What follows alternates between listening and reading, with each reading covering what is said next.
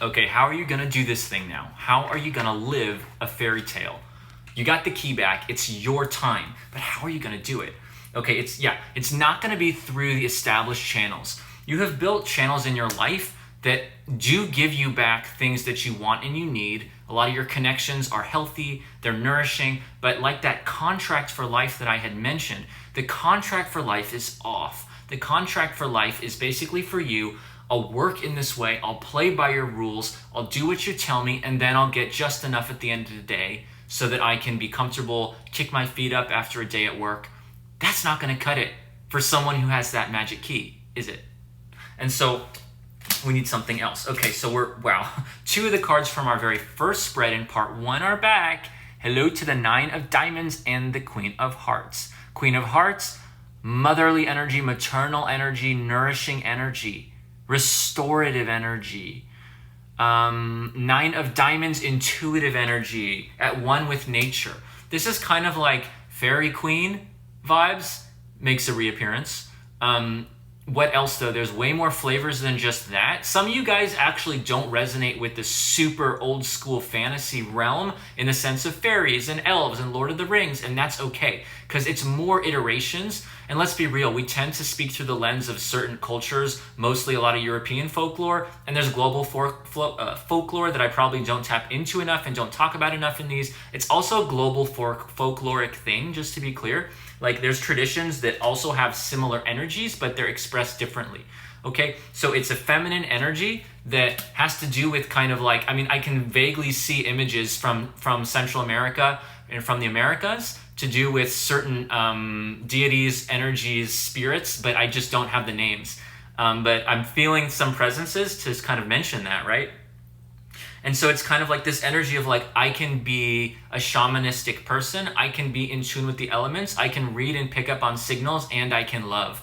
So how are we like, okay, 8 of Hearts, all 3 spreads. This is emotional risks, intuitive risks. This is jumping off the deep end into your intuition, taking huge risks to feel things fully, and then to almost like channel and transmute the energy stream that actually is an emotional energy stream. Wow.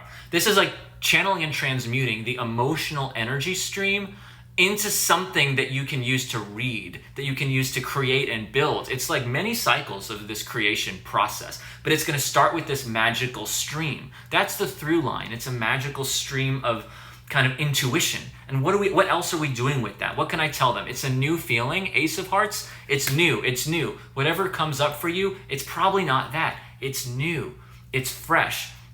It's like random concrete things that may or may not apply to you specifically, but just tune into these. It's like being a comic book designer, graphic design for a small publishing company. I'm seeing manga, I'm seeing graphic design, I'm seeing animation for many of you, interestingly.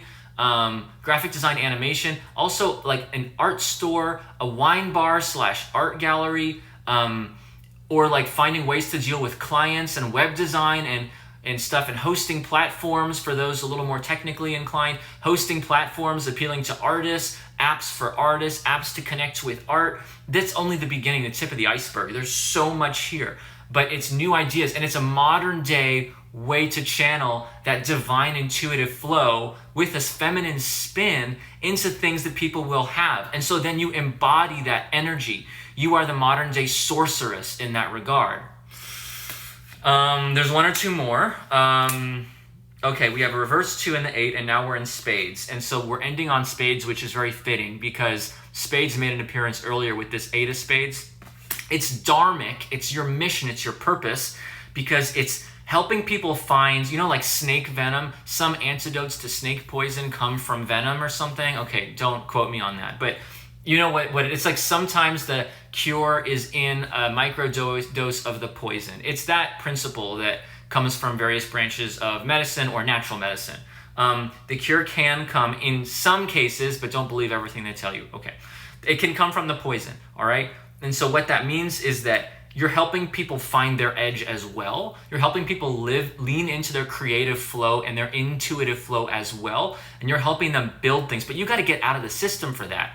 You got to let those blocks fall, whatever's in the way for that. And then this is ready to manifest for you now. The key, again, is yours. It's time to build these new platforms and systems and spaces in a totally innovative way. But you have the power to do this. You absolutely are ready to reign supreme in this intuitive grace.